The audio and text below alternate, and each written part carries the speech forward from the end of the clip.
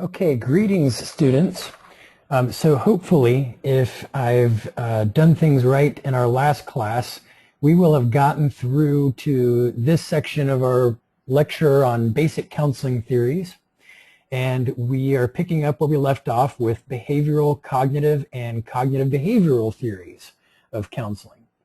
So the commonality with behavioral and cognitive theories is that our attitudes and our behavior are learned in response to our environment. And so we can change our attitudes or we can change our behavior and our emotive states by either changing our behavior or changing our thought processes, the way that we think about things and process what happens around us. So even though the emphasis, especially with cognitive therapies, is internal, it's within the individual, both theories recognize significantly the impact of environment, our social environment, the things that happen around us, context, or responses to events that happen around us. We know that they influence us, and there's no way getting around that. But these theories also focus on change within the individual rather than on changes within our social context. Because we have the most power to control things and change things within ourselves, more so than we do things that are outside of ourselves. So if we kind of take a look at cognitive behavioral therapies in a nutshell, I've got a little diagram up here that might help to make things a little bit clearer. So we have our situations, the things that happen in our environment around us. And then, whether it be something like I lose my job, or I lose my house to a house fire, or my tire goes flat, or a significant other breaks up with me. All these things that happen around us, oftentimes that we have very little control over, and once they've happened, we can't go back in time and undo them. They're already there.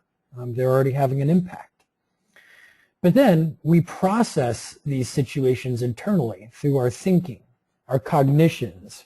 We have thoughts. We interpret what happens around us. We assign meaning to things.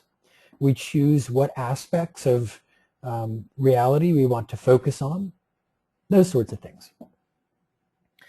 And then we have feelings, mood states, emotions, sadness, anger, depression.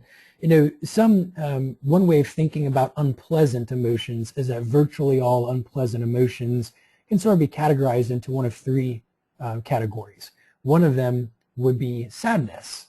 I'm sad, I'm down, I'm depressed, I'm bored, I feel hopeless, I feel worthless, I feel ashamed, those kinds of feelings. The second feeling state, the unpleasant feeling state anyway, would be the family of worry or fear, apprehension, anxiety, I'm nervous, I'm tense, those sorts of things.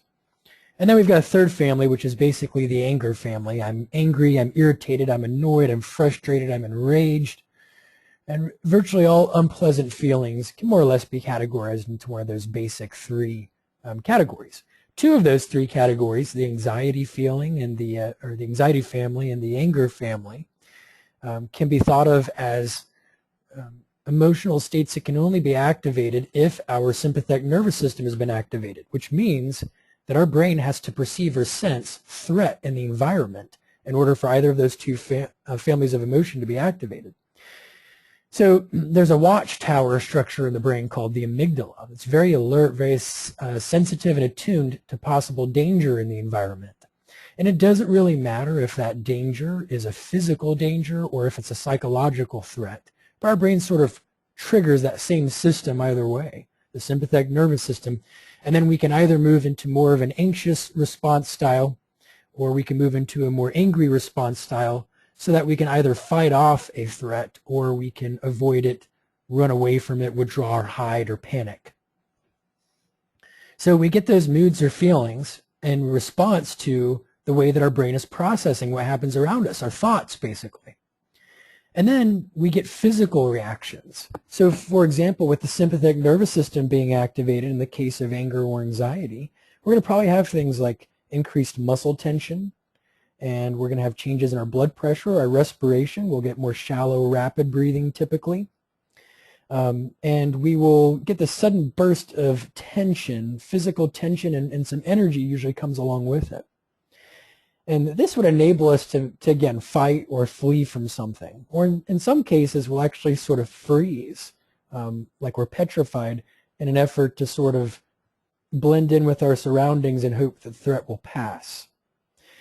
And then that brings us to behavior. These are the things that we do with these different feeling states. So if I'm angry, do I yell? Do I scream? Do I shout? Do I pick a fight? Do I throw something? Do I hit somebody or break something? Do I go for a jog? Do I go to the gym? Do I call up a supportive friend? Do I take a relaxing bubble bath with scented candles? All the stuff that we do with these different mood states would be the behavioral component. So once we have this, this sort of chart set up with all of these different dimensions, they all interact with each other. What happens around us impacts our thoughts impact our physiology, our thoughts impact our feelings impact our thoughts, and all of these things, behavior is impacted by all of these components. Everything is a two-way street. And the good news there is that if we can find a way to tweak any of these boxes, then we can have a domino effect. So if, for example, I'm in that state of hyperarousal because of anxiety or panic, I could change my behavior maybe. I could do something that helps me to feel calmer or more relaxed. I could change my thoughts. I could look at, how is my brain processing this? Is this really such a threat? What's the worst thing about this? Am I safe in the here and the now? Am I grounded in the moment? Or we could change even our physical reactions, the physical sensations in our body, our physiology. Oftentimes we can do that through behavior, so we can engage in deep breathing or progressive muscle relaxation. We could get a massage. So if you can become aware of, develop the insight of all of these different components when you're responding to an unpleasant situation in life, then you get all these ideas of how you can tweak something so that you can have a domino effect. And that's kind of the basis of cognitive behavioral therapy. So let's start off with some of the behavioral theories. Basically, behavioral theorists are primarily, if not exclusively, concerned with your observable behavior. They don't care so much about what you're thinking or what you're feeling or what happened to you during childhood or what the impact is of supportive people in your life. Really not their focus. Their focus is strictly on your observable behavior as a response to your environment. So counselors using these theories will focus on rewarding some behaviors and extinguishing other behaviors by eliminating the conditions that reinforce those behaviors. So it's all about tweaking things to reinforce a particular behavioral response or extinguish another one. So we get operant conditioning, which is pretty popular to use for children with disruptive behaviors, intellectual disabilities, psychotic disorders, behavioral management, for addictions and other bad habits. And we have a primary theorist here, B.F. Skinner, that you see on your screen. I'm going to talk to you about 4 different forms of operant conditioning. The first one is positive reinforcement.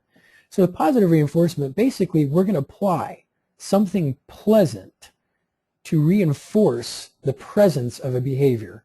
We want you to keep doing this something, and so we find a way to reinforce it.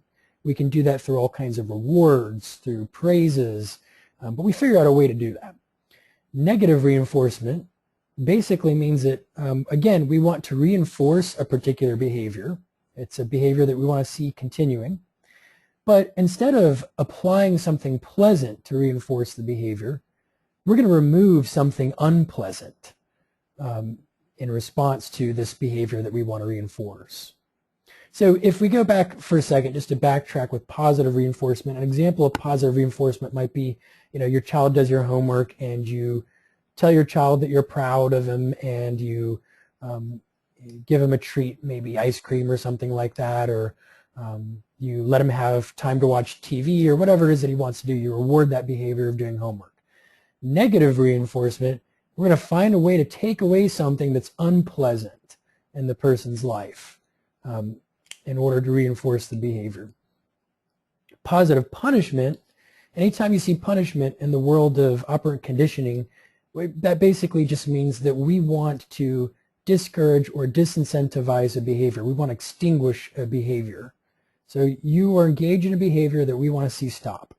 Positive punishment means that we are going to present something. We're going to bring something in this case, a negative consequence after an undesired behavior is exhibited, in the hopes it'll make the behavior less likely in the future. So here we see that we apply consequences maybe for behaviors. You know, a child is disruptive and child gets timeout, and if the child doesn't like timeout, then hopefully the child will be less disruptive in the future.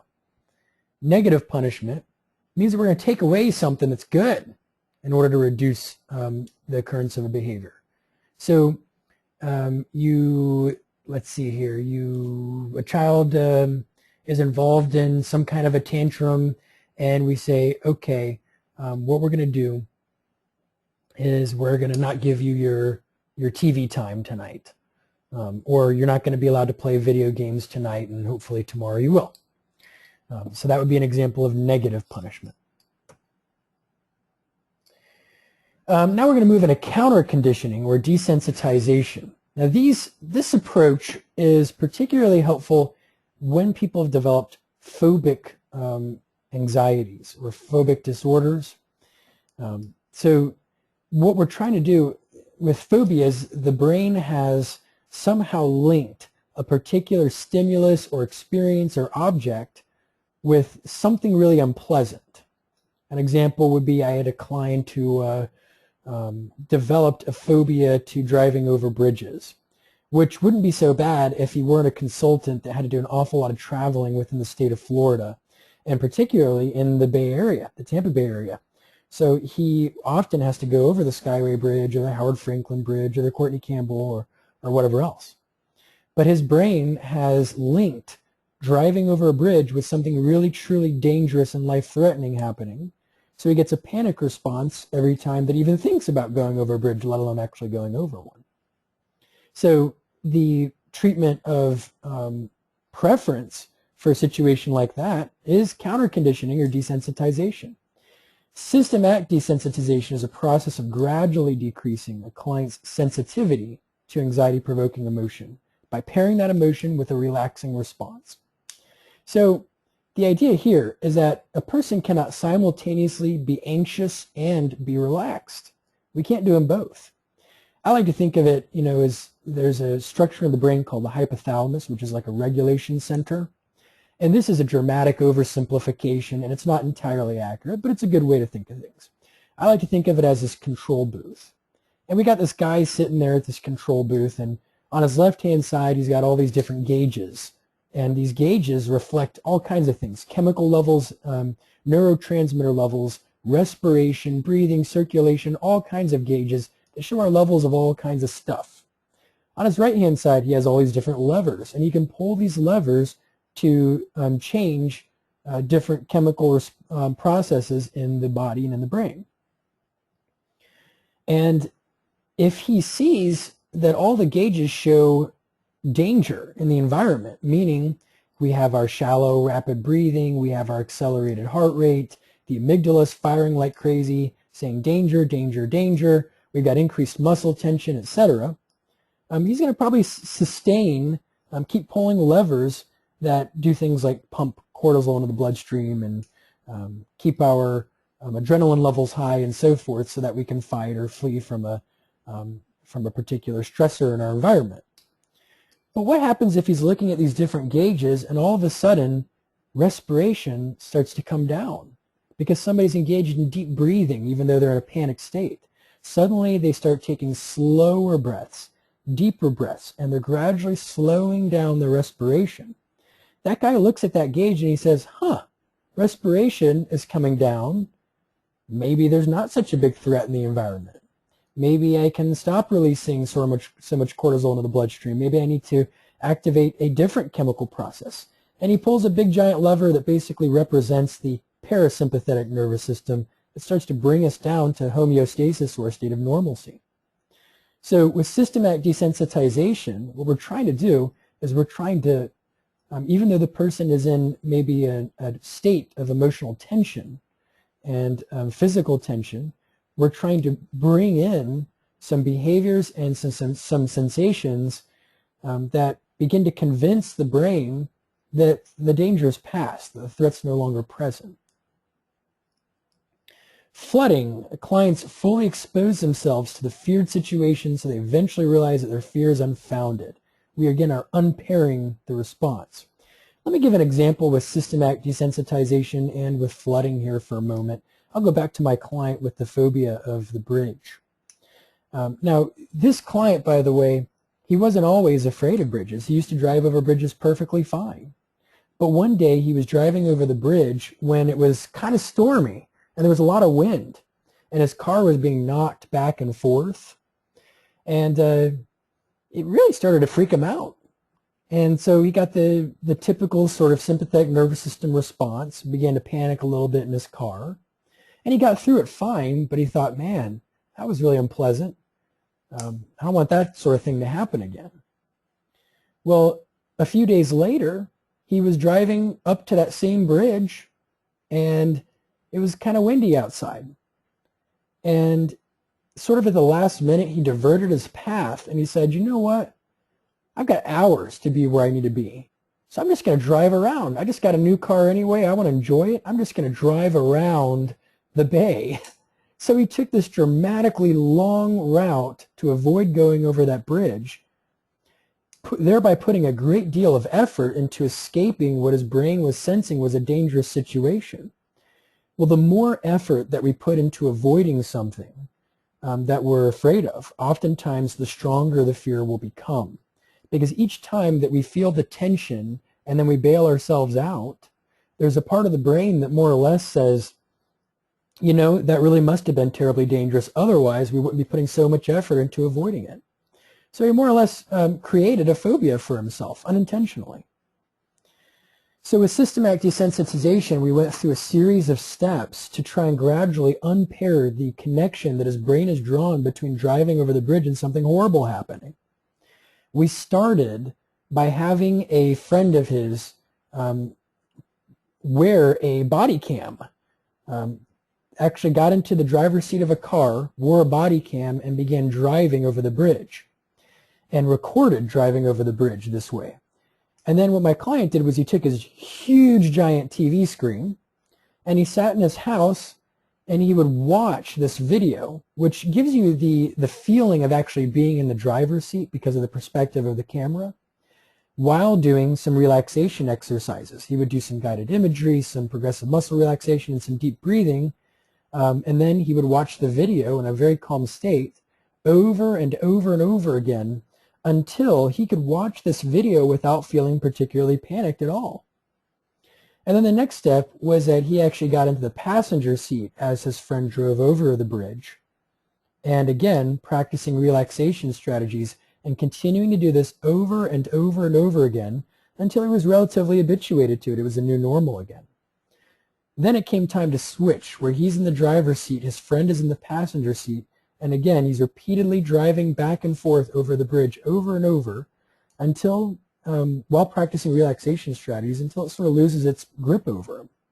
And then his friend gets out of the car and he's driving by himself over the bridge over and over again. And within a relatively short period of time, he was able to eliminate the phobia that he developed and continues to drive regularly over the bridge now. Biofeedback is an approach that helps clients learn to relax by monitoring their physiological responses.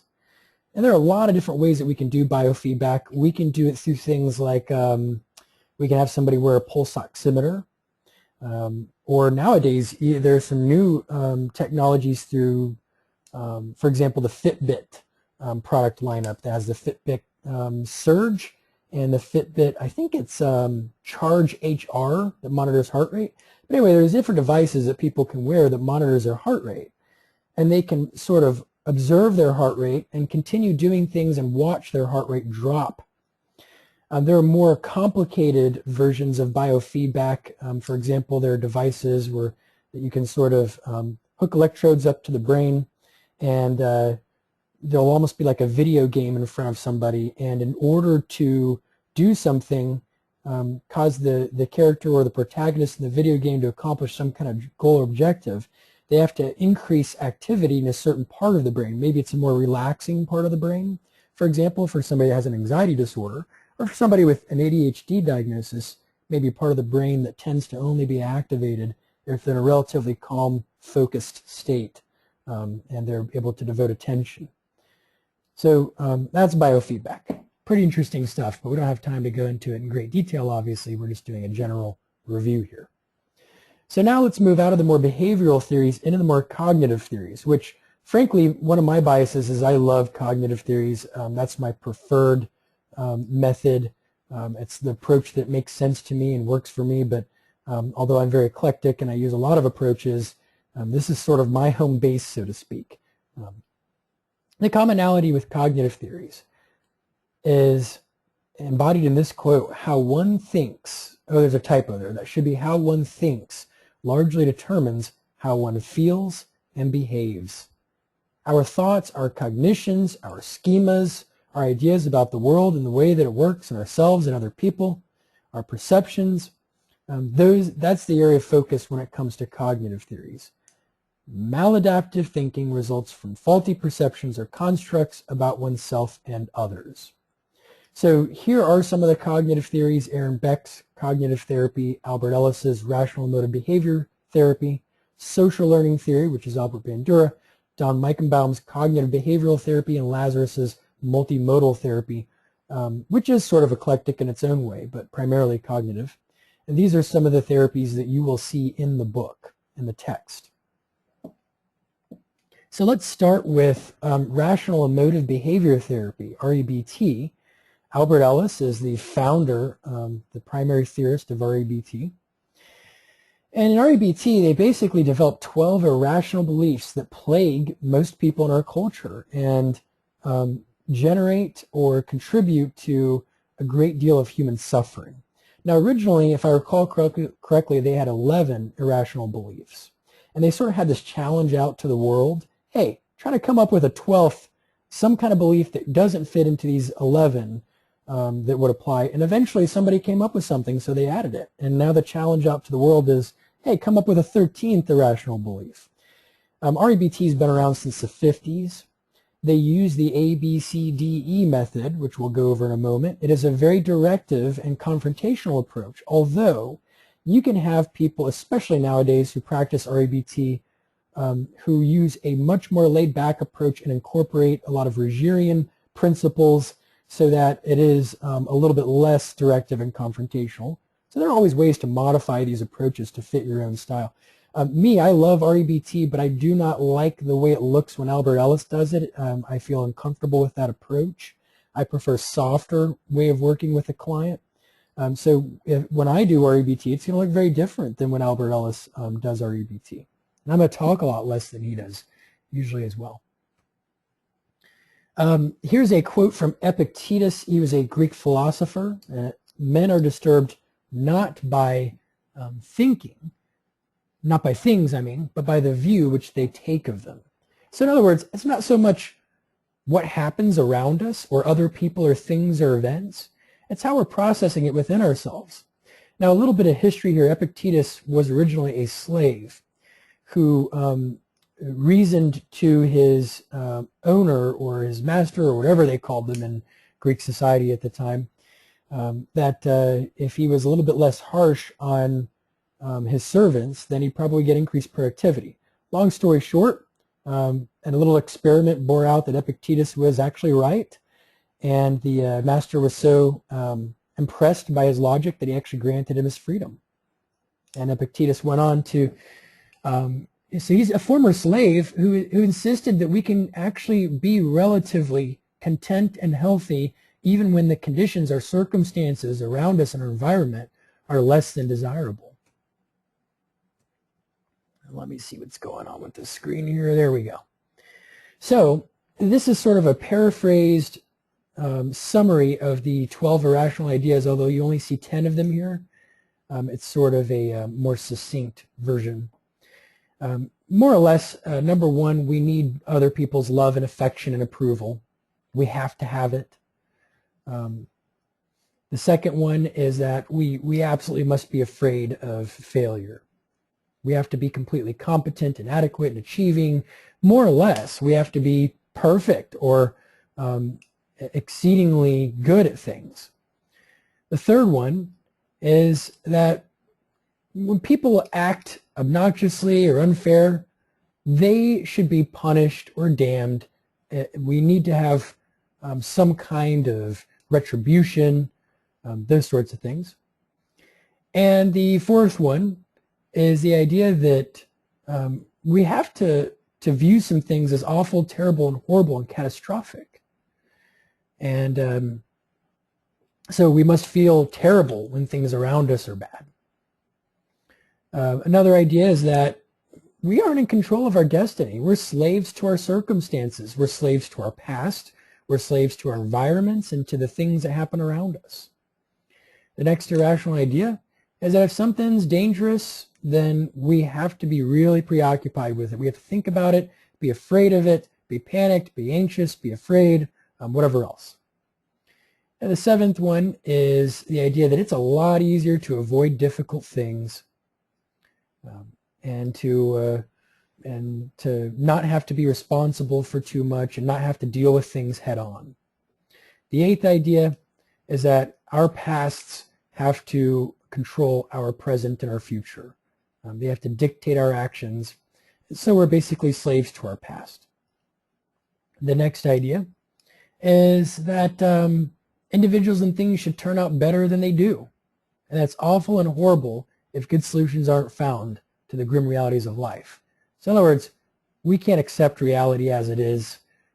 Things have to or need to be better, rather than we want things to be better. And the final one is the idea that basically by not doing much, by withdrawing or avoiding or isolating, or that we can achieve our maximum happiness. Whereas in reality, we tend to achieve our maximum happiness by being engaged in a number of really meaningful life pursuits. And that creative energy and activity tends to help us to feel happy. So if you look at the sort of counter argument to each of these 10 items, we don't need other people's love and affection and approval. We want it. We prefer it. We're not always going to get it, and that's okay. It doesn't have to say something terrible, horrible about ourselves or others. We don't have to be perfect and succeed at everything all the time in every way. It's okay for us to fall short and miss the mark. And we don't need other people to be punished for the things that they do that we don't like. Sometimes that's just not going to happen. We would prefer it, but it's not a necessity. And things don't have to be awful, terrible, or horrible, or catastrophic. And if they do seem that way, then we don't have to be dramatically upset by it.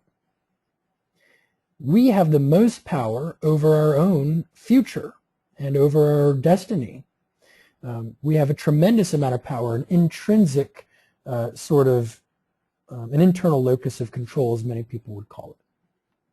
And just because something could be dangerous doesn't mean that we have to be tremendously afraid of it all the time and be very preoccupied about it and worry about it all the time. And that's unnecessary. We don't have to avoid difficult or challenging things. Sometimes it can be very rewarding to, and safe actually, to approach something head on and sort of deal with it.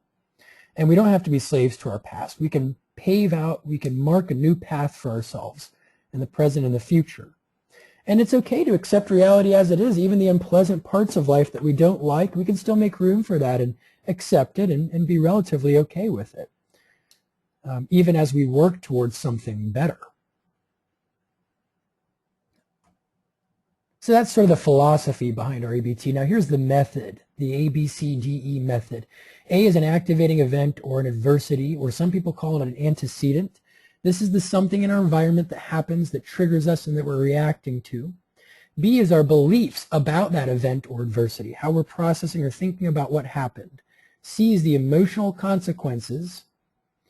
And then the D and E parts, these are the parts where we actually try to intervene if we determine that we're headed in an unhealthy direction with this.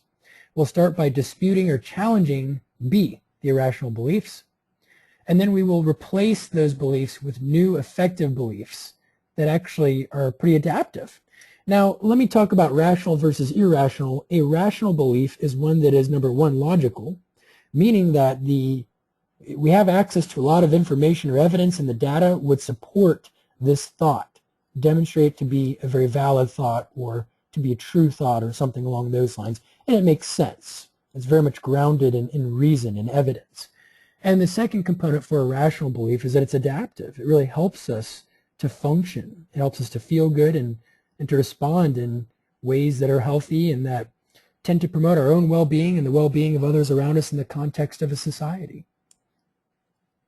So conversely, if a thought is illogical and maladaptive, and it's actually working against us, then it's irrational. So an example with the ABCDE method might be activating an event or adversity. A, my girlfriend breaks up with me. B, beliefs, I'm a loser, I'm a moron, I'll never find anybody like her, I'm doomed to be by myself forever, I can't get by without her. C, emotional consequences, I likely feel depressed, sad, hurt, ashamed, inferior, inadequate.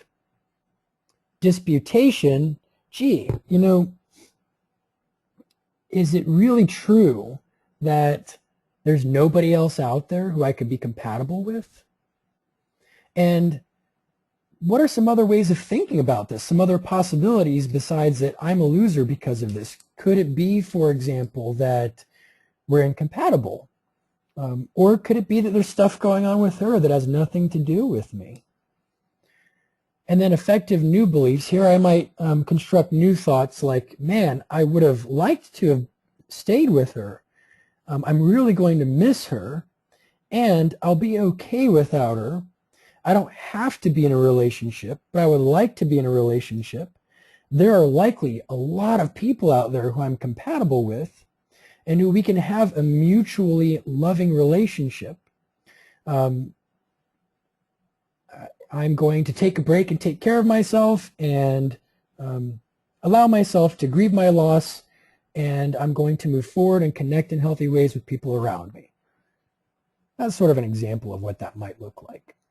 There's a tool called a dysfunctional thought record. There are a lot of REBT self-help forms where somebody can actually chart this out whenever they have an unpleasant circumstance with an unpleasant feeling. So homework is really important in REBT. And now what we're going to do is we are going to watch a demonstration, a video with Albert Ellis, and we are going to, I'm going to pause it at different points probably to make a few comments here and there, but we're going to sort of see Albert Ellis in action just like you watched previously 2 videos with Gloria, a case study here. We're going to see what Albert Ellis's approach is with her. If I can get this to work anyway. There we go. Rational therapy, or rational emotive therapy, also called RT for short, is based on several fundamental propositions or hypotheses. And the first of these is that the past is not crucial in a person's life. The past affects him a good deal, but he affects himself much more than the past affects him, because no matter what he has learned during his historical development, the only reason why these things that have happened to him and have been told to him affect him today is because he is still re-indoctrinating himself with the same philosophies of life, same values that he usually imbibed and taught himself to early in his childhood. So we stick largely in the present in rational emotive psychotherapy rather than in the past. And we believe that today the individual experiences negative emotions, self-defeating behavior, inefficiencies, because he now is indoctrinating himself with what we call simple exclamatory sentences, which involve ideas. Human beings can tell themselves ideas in all kinds of languages, in pictures, in sign languages, in nonverbal expression, in math, for example, but they normally speak to themselves in simple English if English is their native tongue. And when they talk to themselves in an irrational or an illogical way, then they literally create their negative feelings or emotions and the behavior that follows therefrom. Now, just to give an example, the individual usually tells himself when he's upset, first the same sentence and then an insane sentence. The same sentence is something along the order of, I don't like the thing that I've done. I dislike my own behavior. And that would be fine, but unfortunately he follows it with an insane sentence, which says to himself, and because I don't like my behavior, I am a louse, I am worthless, I am a no good thing.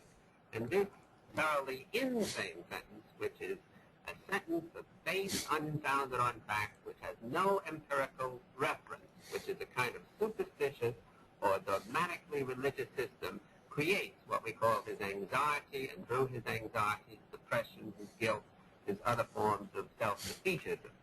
Or again, the individual tells himself the same sentence, I don't like your behavior, when, let us say, somebody has acted badly with him, and instead of following that up with that because I don't like your behavior, I can still stand it, and I'm going to try to get you to change your behavior, he says, I can't stand your behavior, or in an absolutistic, godlike, grandiose manner, you shouldn't be the way you are because I think that I don't like the way you are.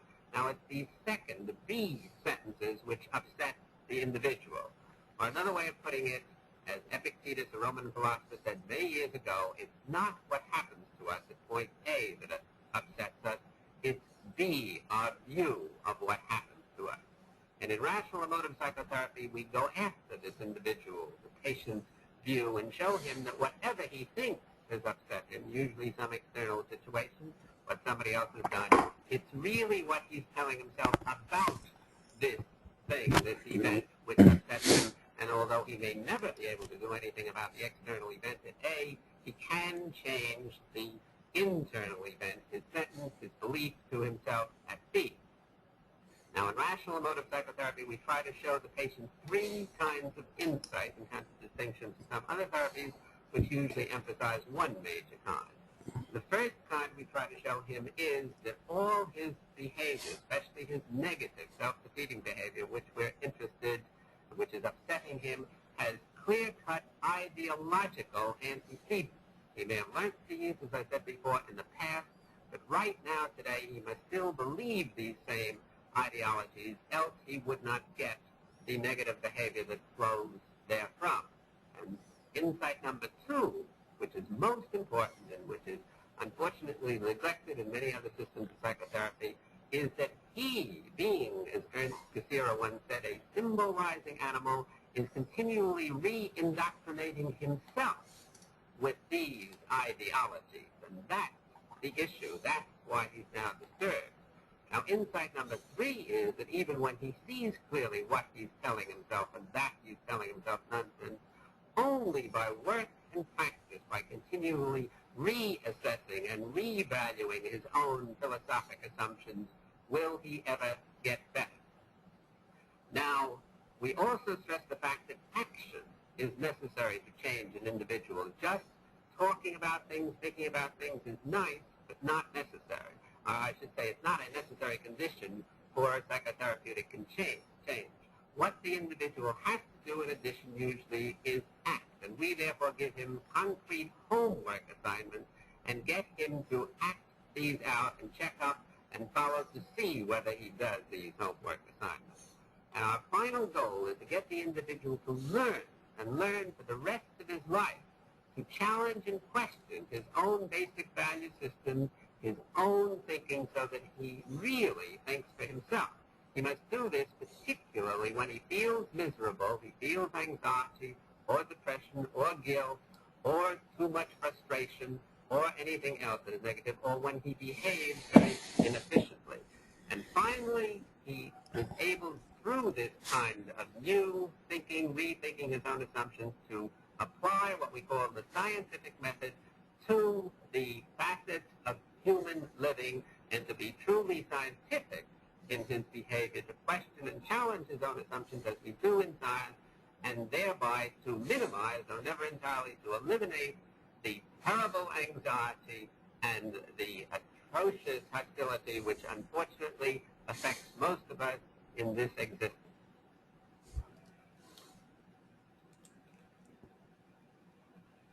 Well, Gloria, I'm Dr. Ellis. Okay, so a couple of quick notes here before we go further into this video clip. Hopefully a few things that you saw from what Dr. Ellis was just talking about. Number one, again, REBT is focused not so much on what is the circumstance, the thing that happened outside of you, but how are you processing it? How are you thinking about it? Because it's the view that you're taking about it that's keeping you in an unpleasant state rather than the event itself that happened outside of you. A second thing is that they are primarily focused with the here and the now rather than on your past. So they tend to deal very much in the present. And a third point that I want to stress from what he just said is that they do use more or less the scientific method. They're very empirical. So they look at what is the evidence supporting a belief, what is the evidence contradicting it, and where is the preponderance of evidence. Now, I like to think of this as being sort of like when you have a thought, a belief about something that is generating or fueling or contributing to a great deal of emotional distress. What would happen if we put that thought on trial? And we had a prosecuting attorney whose job is to, he has the burden of proof, he or she, the burden of proof to prove beyond a reasonable doubt that this thought is in fact true. And what evidence would that prosecuting attorney bring to the table to argue the case? And then we look at the defense. The defense's job is to raise a reasonable doubt, to poke holes in the argument of the prosecution and deliver all of the evidence that contradicts their viewpoint, suggests that this belief may in fact not be accurate. And then we sort of take those two components, the prosecution and the defense's case, and we merge them together into a very balanced belief that factors in the full range of evidence from both sides. Okay, so let's continue on with this video here with Dr. Ellis and Gloria.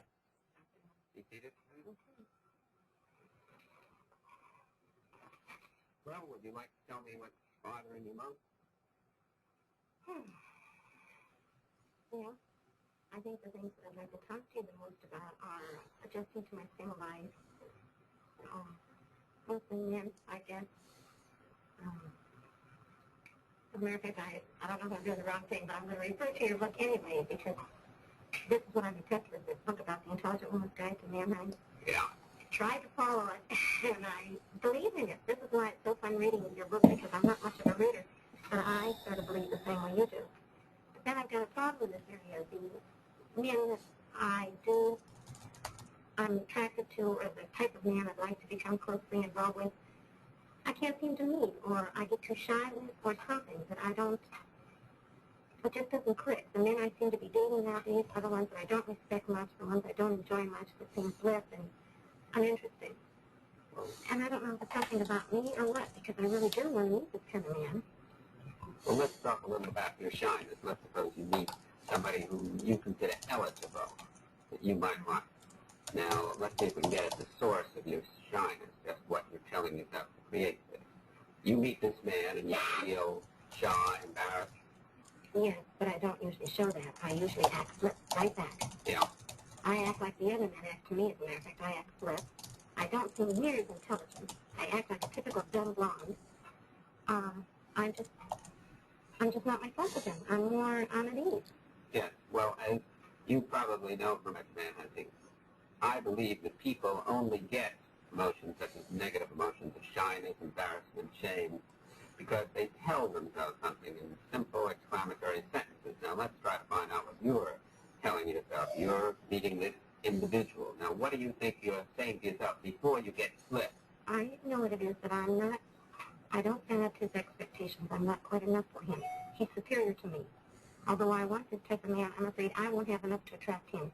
Well, that's the first part of the sentence, and that might be a true one, because maybe he could be superior to you in some ways. Maybe he wouldn't be attracted to you, but that would never upset you if you were only saying that. I think he may be superior to me. Now, you're adding a second sentence to that, which is, if this is so, that be awful. Well, not quite so extreme as that, because I've thought about that too. It's usually, I've missed my chance again, because when I want to become, if I want to show the very best of myself, because I think I have self-confidence and I have enough to offer.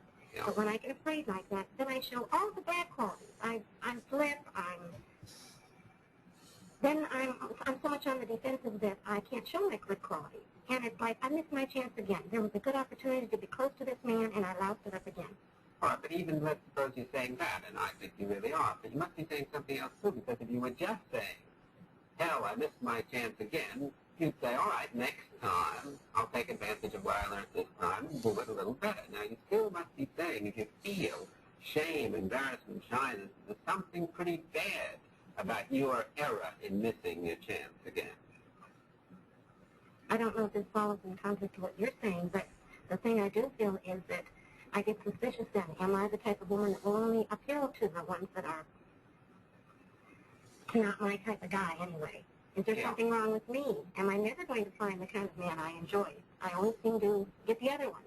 All right, now you're getting closer to what I'm talking about, because you're really saying, if I am this type of woman, that none of these good, eligible males are going to appeal to, then that would be awful. I'd never get what I want, and that would really be something frightful. Plus, I don't like thinking of myself that way. I want to put myself on a higher standard. I don't like to think that I may be just an average Jane Doe. So let's just suppose, for the sake of argument at the moment, that that were so, right, that you were an average Jane Doe. Now, would that be so terrible? It would be inconvenient. It would be unpleasant. You wouldn't want it.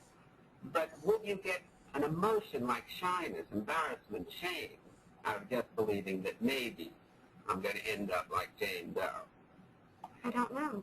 Well, I don't think you could, because you still would have to be saying on some level, as I think you've just said, and it would be very bad. It would be terrible. I would be a no-goodnik if I were just Well, Jane plus, Doe. I'd never get what I want. If I were just a Jane Doe, and if I'd have to accept it, I'd never get what I want, and I don't want to live the rest of my life with just icky men. Well, I it's want not necessarily so that you'd never. You really mean your chances would be reduced, because we know some icky girls who get some splendid men, don't Oh, we? Yeah. You see, so you're generalizing there. You're saying it probably would be that I'd have a more difficult time. But then you're jumping to, therefore, I'd never get it all. You see the catastrophizing there that you jump to. Yes, but it feels that way to me at the time. It seems like forever. That's right, but isn't that a vote of non-confidence in you? An essential vote of non-confidence. Yes. And the non-confidence is because you're saying, one, I don't want to miss out on things. I would like to get the kind of a man I want and be a, in your words, superior kind of girl who gets a superior kind of man. Yes. But if I don't, then I'm practically on the other side of the chain completely, a no-goodnik, somebody who will never get anything that I want, which is quite an extreme away, isn't it? Yes. And that's what I call catastrophizing, taking a true statement, and there is a good deal of truth in what you're saying, if you didn't get the kind of a man you wanted, that it would be inconvenient, annoying, frustrating, which it really would be, and then saying, I'd never possibly get what I want, and even beyond that, you're really saying, and then I couldn't be a happy human being. Aren't you really saying that? Yeah. But let's just look at that. Let's just assume the worst, as Bertrand Russell once said years ago. Assume the worst. If you never got, or for whatever the reasons may be, the kind of a man you want, look at all the other things you can do in life to be happy. Well, I don't like the whole process. I don't even like it if I'm going through it. I don't. All right, even if it wasn't a catastrophe, even if I didn't look at it as a catastrophe, I don't like the way I'm living right now. For example, when I meet somebody that I'm interested in that could have some potential, right away I find I'm not near as relaxed with him. I worry more, should I be friendly? Should I kiss him goodnight? Should I do this? If it's just a Joe Doe and I don't give a darn, I can be anything I want to be. I turn out to be more of a person when I'm not as concerned. I don't like the way I'm, But you're not really concerned. You're over-concerned. You're anxious because you were just concerned. You do your best and you say to yourself, if I succeed, great. If I don't succeed, tough. Right now, I won't get what I want. But you're over-concerned or anxious. You're really saying, again, that's what we said a moment ago, if I don't get what I want right now, I'll never get it. And that would be so awful that I've got to get it right now. That causes the anxiety, doesn't it? yes, or else work toward it. Yes, but If I don't get it right now, that's all right, but I want to feel like I'm working toward it. Yes, and you want a guarantee, I hear. My trained ears hear you saying I would like a guarantee of working toward it. And there are no certain... Well, no, Dr. Ellis, I don't know why I'm coming out that way. What I really mean is I want a step forward working toward it. I don't know, I thought, well, what I was hoping is whatever this is in me, why I don't seem to be attracting these gentlemen, why I seem more on the defensive, why I seem more afraid, you could help me what it is I'm afraid of so I won't do it so much. Well, my hypothesis is that part of what you're afraid of is not just failing with this individual man, which is really the only thing at issue when you go out with a new, and we're talking about eligible males now, we'll rule out the ineligible one. You're not just afraid that you'll miss this one. You're afraid that you'll miss this one, and therefore you miss every other, and therefore you prove that you are really not up to getting what you want, and wouldn't that be awful? You're bringing in these catastrophes. When you sound more strong at it, but that's similar, I feel like this is silly if I keep this up. There's something I'm doing. There's something. Okay, so I'm going to pause here for just a moment. Now, hopefully a few things that you're paying attention to. One is that this obviously is a very confrontational approach. Dr. Ellis is not afraid to really confront her and to say, no, no, no, this is what I'm hearing you say. This is what I think is really going on. And he's sometimes interrupting her and vice versa. It looks a little bit argumentative. They're kind of going back and forth. And she is not quite accepting his perspective. It doesn't sound very good to her. But what he's getting at here is that there are these surface level sorts of thoughts that she's giving as explanations or rationales or justifications for her feeling states. Like, gee, well, I don't want to be alone, or you know, I don't want to be inferior, or those sorts of things. Or what if this guy's better than me? And he's kind of taking it a step further and saying, you know, it wouldn't bother you if you didn't do well with this particular guy, or if this particular guy were superior to you in some ways. Those things wouldn't bother you unless you're telling yourself that those things are terrible or awful or horrible, or you're going to be alone forever if you can't have this guy, or you absolutely must have this guy, or whatever else. So there's a sort of a deeper level reasoning that's deeper beneath the surface that she is not quite fully in touch with, that he's trying to get her in touch with. That's kind of my way of looking at it anyway. So let's continue. I'm doing not to be as real a person with these men that I'm interested in. That's right. You're defeating your own ends by... I've done it again. If I weren't so doggone anxious about trying to hook this guy, I could be more real. He's going to enjoy me more if I'm real anyway. So I'm only giving him the stinky part of me. Right. How can anybody I respect a chooch, and that's what I am when I don't really come through? But look how you just devalued yourself. Let's just suppose, for the sake of argument, you kept giving the stinky part of you. A human being, another person who's trying to get interest in you, might not like these attributes, these characteristics of you, but I don't think he's going to despise you as a person, which you are really doing. I'm harder on myself than I think That's exactly the point. Like me. There's not enough to me. Right. And I say before, if people just didn't like you, and you went through enough of them, and it would be hard to go through enough, but it would be possible, you'd eventually find one who did like you and whom you liked. But as long as you devalue yourself personally in your own eyes, you complicate the problem enormously, and you're not focusing on how can I be myself, change the traits. If you, for example, had let us just say, a mangled arm, and you wouldn't accept your whole person, your being, because of this mangled arm, then you would focus so much on that mangled arm that you wouldn't be able to do things that you wouldn't otherwise be able to do. That's almost what I do, yes. Yes, you see, that's exactly, so you're taking a part of you, an arm, and focusing almost completely on that. And just to bring it down to our own conversation, you're taking a part of you, your shyness, your not being yourself with males, and focusing so much on that part that you're almost making it the whole of you. And you get an awful picture of your total self because of this defective part, and we're assuming, you and I, that it is defective. We're not glossing over and saying, no, you're doing all right. You're not doing that well. Right. Now, if you could accept yourself for the time being with this defective part, with these attributes, and not beat yourself over the head, as I feel you definitely are doing, then it becomes a relatively simple problem to work and practice against this negative attribute. In other words, let's get back to that now, how to be yourself. Let's just suppose for the moment that you really were fully accepting yourself with your failing. Right. You know you're going to go out, you know you're going to screw up with the next man, then after that, in all probability, if you're saying, all right, I have to go through a learning process, that's too bad. I won't be very good during this while, but I'll do it just as I would as ice skating, where I'd have to fall on my neck for a few times before I learned to ice skate. Okay, now let's go to that. Then, if that was so, if you were really accepting you go out, take the risks of being you. Because after all, if you do win one of these, then you have to be yourself. You're not winning them for a day. You're not winning them for a fair. I assume you want to marry one of these individuals eventually and be with them for a long time. A long relationship. I don't think so much marriage is a long relationship. All right, a long relationship in the course of which you couldn't act. So we don't want to give you some technique of acting well that you'll later find out was a role playing right? So you have to eventually be yourself. Now, if you really weren't so disturbed about these current failings of yours, you could go out and be this self of yours. Ask yourself, what do I really want to do with this man to help enjoy him and have him help enjoy me? Because that's the basic function of life, enjoyment, which we tend to lose. And you force yourself to take the risk of being that.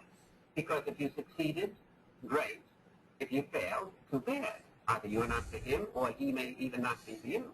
Because don't forget, you said before, when these men reject you, you assume right away, it must be my doing and my fault. You know, they may not be your cup of tea, and you may not be their cup of tea, and it's nobody's fault.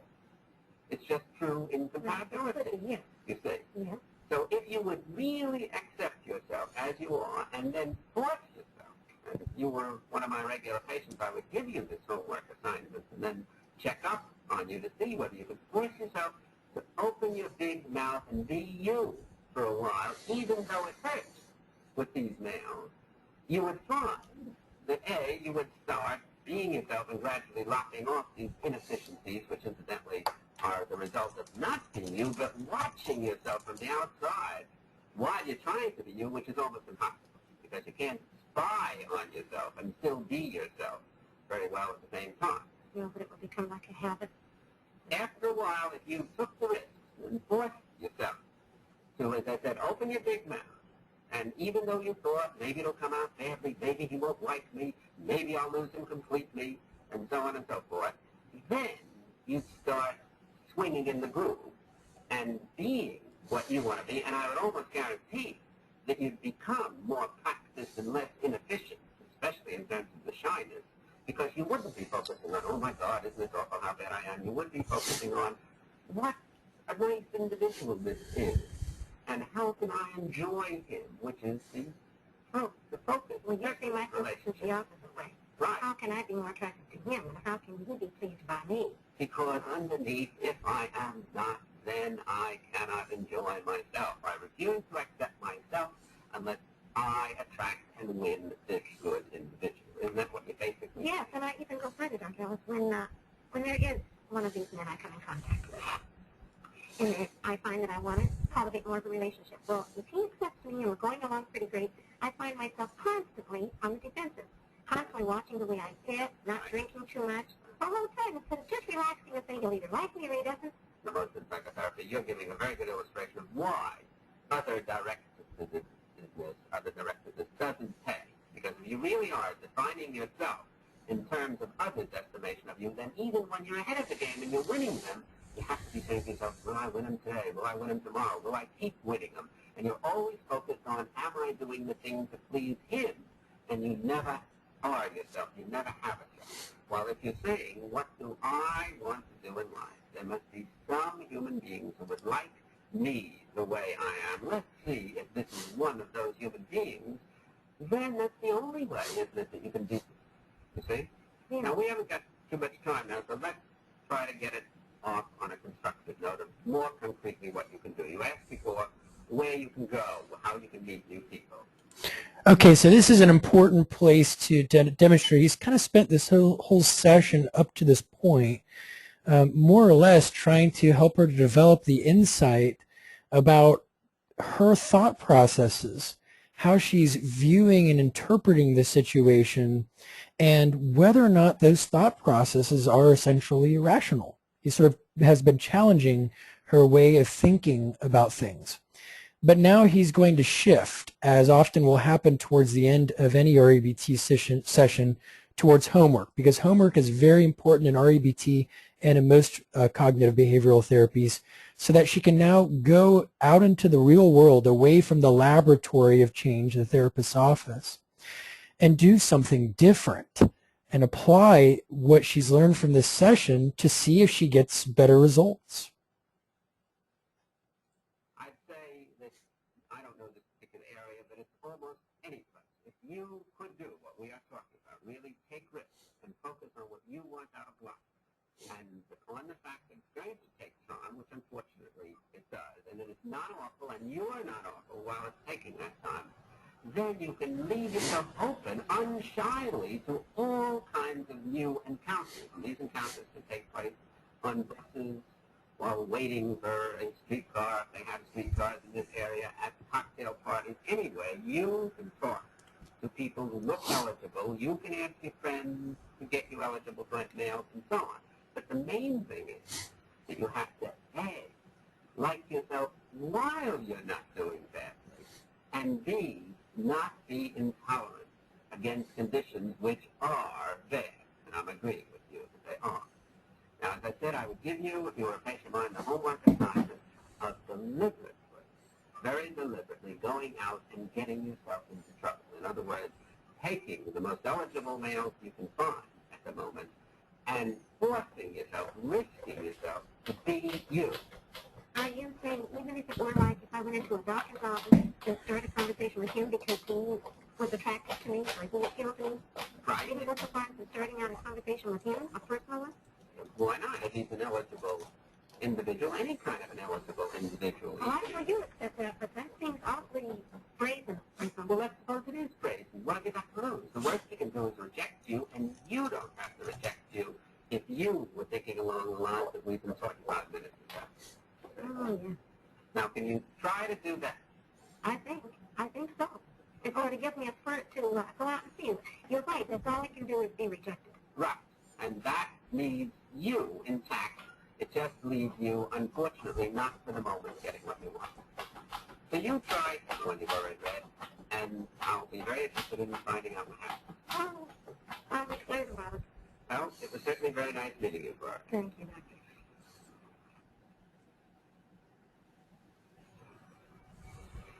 I enjoyed talking with this interesting and I think highly courageous patient, and thought that the session gave a pretty good illustration of a fairly typical session of rational emotive psychotherapy. How was it typical? In several ways. In the first place, I was able rather rapidly and quickly to get to some of what I think are the philosophic cores of the patient's disturbances, to show her that the reason she is feeling shy and ashamed, afraid in this instance, is because, even though partially unwittingly, she is defining herself in a very negative way, or devaluing herself by blaming herself too much for imperfect behavior. Because perfectionism is the root of most human evil, and she was showing some fairly typical perfectionistic notions. So very quickly, as is usually done in rational emotive psychotherapy, we skip some of the asides, we skip going back into the history as some of the psychoanalysts do, and we skip some of the transference relations between us and the patient, and we skip some of the nonverbal expression. Not that we think these things are quite unimportant, but we think they're of relatively little relevance to the basic core of the patient's disturbance, which is her philosophy of life. And typically, again, this patient showed both anxiety and low frustration tolerance, which most patients showed, and these were intertwined, and again, very usually, she was then beating herself over the head, blaming herself, condemning herself for feeling these kinds of feelings. Now, she did not see very clearly, at least I thought so at the beginning of the session, exactly what declarative sentences and exclamatory sentences she was telling herself to create these feelings, and I endeavored to show her some of these sentences and what could be done about it. And among other things, I also, though briefly, because this is just one brief session, tried to give her a homework assignment that she could go and get her teeth into and actively try to do to de-propagandize herself by going out and taking risks which normally up to now she hadn't been taking that much of.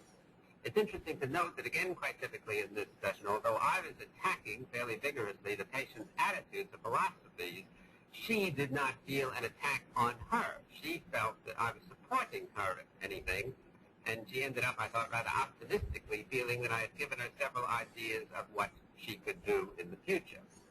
Again, rather typically in this session, I kept persuading the patient and attacking her ideas, and showing her that her philosophy of life not only was such and such, but that if she stuck to this kind of philosophy, she had to get negative and self-defeating results from it.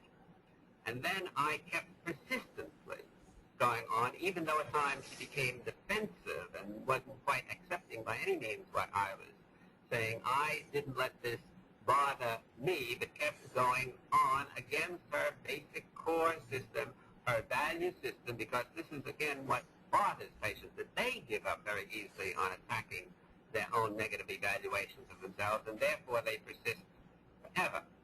Now, there were limitations, of course, especially in terms of time to the session, and these limitations did have some effect. For example, there was not enough time for repetition. In several sessions, I would have gone over much of this same material until I was sure that it had sunk in. Then I would have had time to get feedback from the patient to see whether she really understood in action in particular what I was talking about, and whether she was following it up or leading herself up some other diverting pathway which people can do.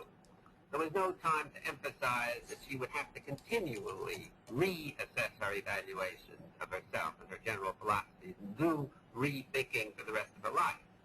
There was no time to show the patient very much that even during this session, in relation to me and what she was saying about herself, that she was displaying her bad attitudes toward herself.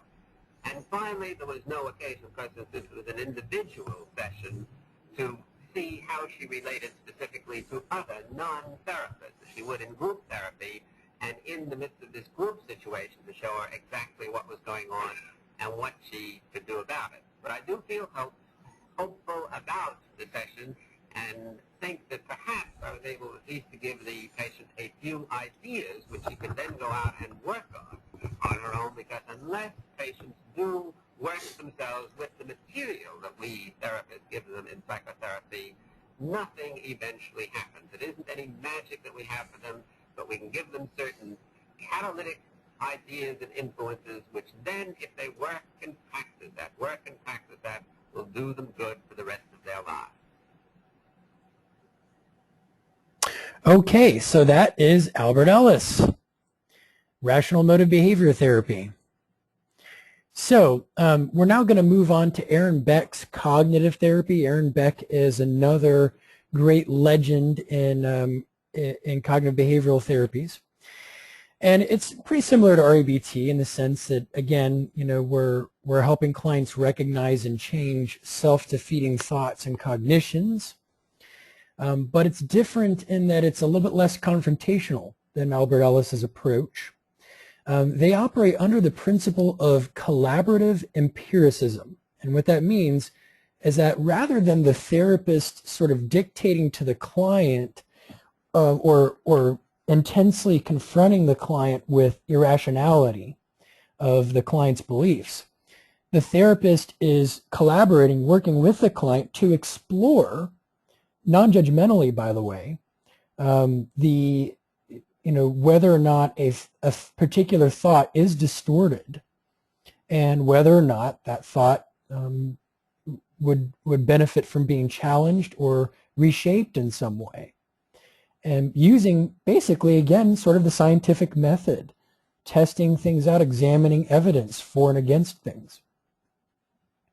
They use Socratic questioning and thought records as tools for helping clients with this collaborative process. And on the right here, you see a chart that has some cognitive distortions. So these may sort of look a little bit to you in some ways like Ellis's 12 irrational ideas. And these aren't all of the cognitive distortions necessarily, but these are some of the more common ones that Aaron Beck postulated. The first is all or none thinking, or dichotomous black and white thinking. An example would be, you're either for me or against me. But what if I'm neutral? What if I am for you in some ways and against you in other ways? What if I disagree with you, but I'm not necessarily against you? What if, in fact, the reason why I'm disagreeing with you is because I have I have the best intentions of being helpful towards you and am therefore for you? The second one is overgeneralization. So here we take, all right, so this is the way things worked out with this particular one single experiment or experience. Now it's going to be this way all the time with everything like this. And that's not necessarily the case. With mental filter, we're going to screen out certain aspects or certain pieces of data to focus exclusively on particular data points, especially ones that are very negative. Disqualifying the positive is that process of plucking out all of the data that suggests a more positive interpretation. So here, for example, if I do well with a project at work, I can say, well, I just got lucky, or it's just because my supervisor likes me, rather than thinking, I did a good job, I really am pretty competent with this, I have some great ideas. But if I had failed at it, I might say some terrible, horrible, awful things about myself. And that would be disqualifying the positive. Jumping to conclusions basically means that we have very limited data available about something, and we sort of default to a conclusion as though it is a fact rather than a mere possibility. Mind reading. We make certain judgment calls about what other people are thinking or feeling about us, and again, treating those possibilities as facts. Fortune telling, here we are, this would be very similar to Albert Ellis's catastrophizing. Here we are anticipating a bad outcome without really having good evidence to suggest that's the case. Again, we're taking a mere possibility of a negative outcome and we're making it a prediction, we're defaulting to it. We could just as easily forecast a very positive outcome. Magnification minimization. This is the binocular trick, it's known as, and this is when we will take certain pieces of data, we will inflate them, make them out to be bigger than they really are necessarily, and we'll take other data points and we will shrink them to be not so important somehow. Emotional reasoning. Here we basically, because we have a strong emotional attachment to a certain conclusion or belief, we treat it as a fact. And you'll see this a lot of times when people really can't back up a judgment call they've made that's a very emotional judgment call. They can't back it up with good reasons or evidence or facts necessarily. They just sort of already decided because of an emotional attachment to something that something is such and such, rather than to explore the evidence in a more neutral, objective, or non-judgmental manner and then reach their conclusions. Should statements should look very familiar because we also saw them with Ellis's 12 irrational ideas.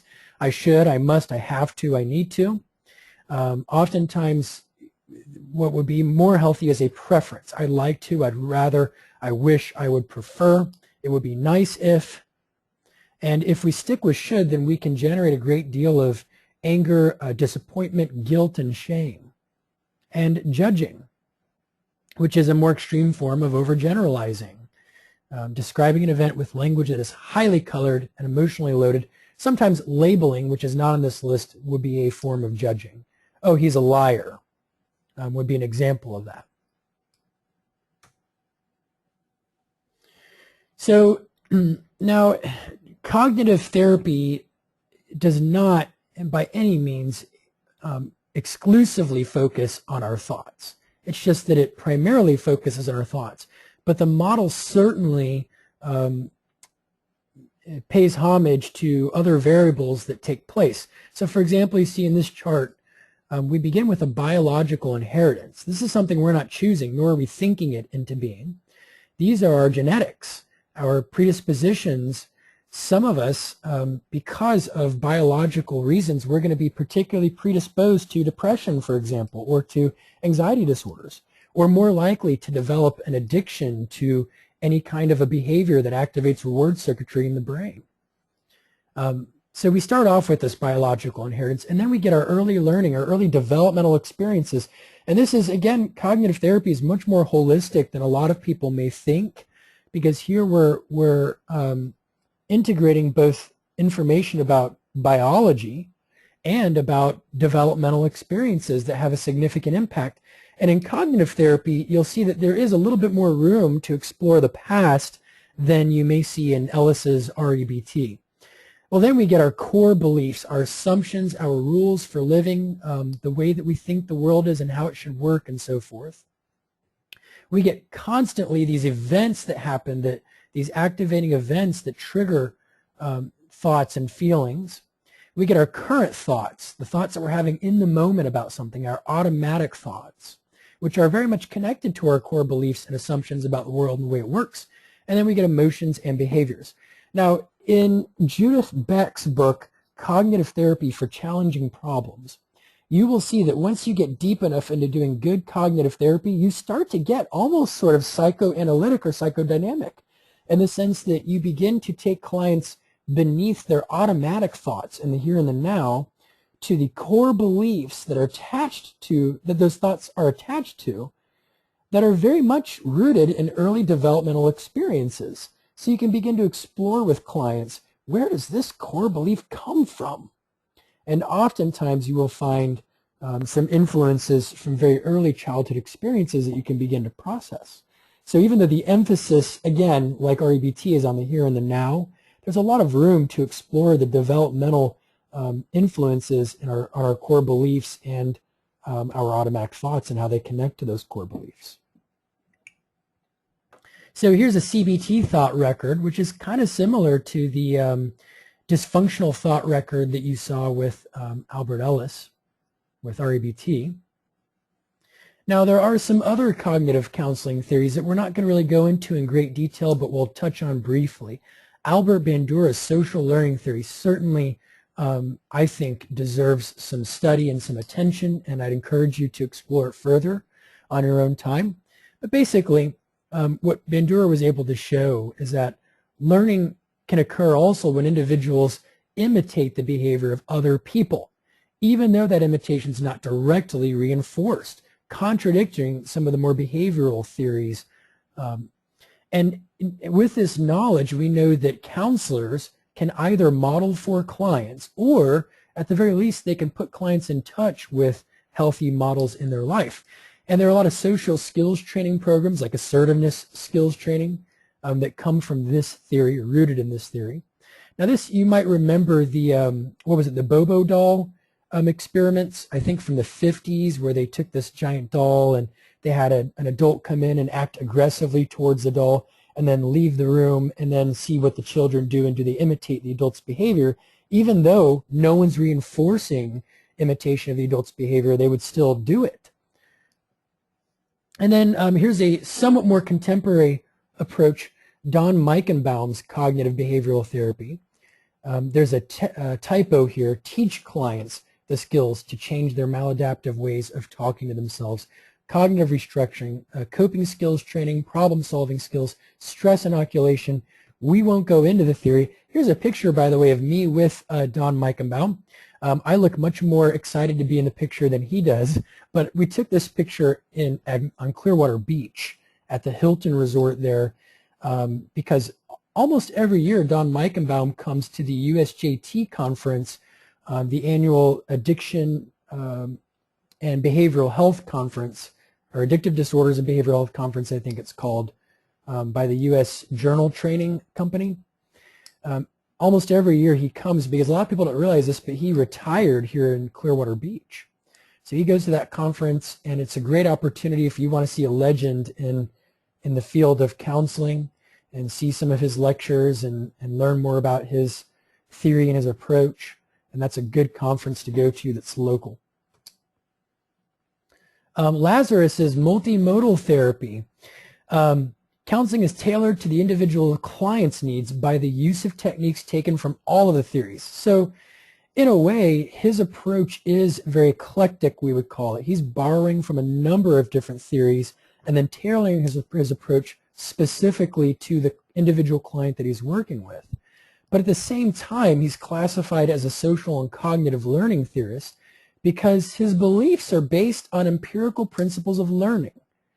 And so he's technically eclectic, but not in theory. He's not eclectic. He's eclectic in more methodology. Maladaptive behaviors and problems are assumed to be the result of deficient or faulty social learning. And so in the counseling process, we bring about efficiently and in a humane way client-desired changes in behavior that will be enduring. We won't have time again to go into this model, but it's another model I would encourage you to explore. I like that it's eclectic in terms of methodology, and I'd encourage you to explore it more on your own time. Now, there are some other counseling theories and approaches that are briefly mentioned in the text that we won't be covering. Creative therapies, creative and expressive arts. I love narrative therapies, and I think there is tremendous overlap between narrative therapy and cognitive therapy, actually, even though some people would disagree with me, because I believe that in narrative therapies, we're very much focused on what is the story that the client is telling him or herself about the situation, and we do a lot of that in cognitive therapy as well. So I think it's great to explore those therapies. I love some of the brief counseling therapies and strategic and solution-focused therapies. In solution-focused therapies, we deal very much in the here and the now, and we simply look, you know, if a miracle happened tonight and you woke up tomorrow and this problem, whatever that problem is that the client's coming in with, whether it's anxiety or it's depression or it's a relationship issue or it's you know, not feeling very motivated, whatever it might be, if the client woke up tomorrow and a miracle had happened such that that problem had disappeared, vanished into thin air, what would tell the client throughout the course of that day or throughout the course of the upcoming week that the miracle in fact happened? How would the client know the anxiety was gone? What would he or she be doing then that the client is not doing now? And I think that and then what we essentially do is we try to help the client create that day over time, have them, put them in the position of acting as though that outcome had reached, and in the process, a lot of times the problem does go away or at least diminishes. So now we are going to, in a future class, explore some more contemporary theories that also incorporate some Eastern mindfulness principles in with this more Western cognitive behavioral theory. So we'll be looking at some blended approaches. We'll look at motivational interviewing. We will look at mindfulness-based cognitive therapy, dialectical behavioral therapy, and acceptance and commitment therapy. Those are all some approaches that we'll be exploring that are not talked about in the text, but we'll get to it. So that is it for today, folks. Please remember to take the quiz posted for this week's module, and I'll be seeing you in class next week. Have a nice one.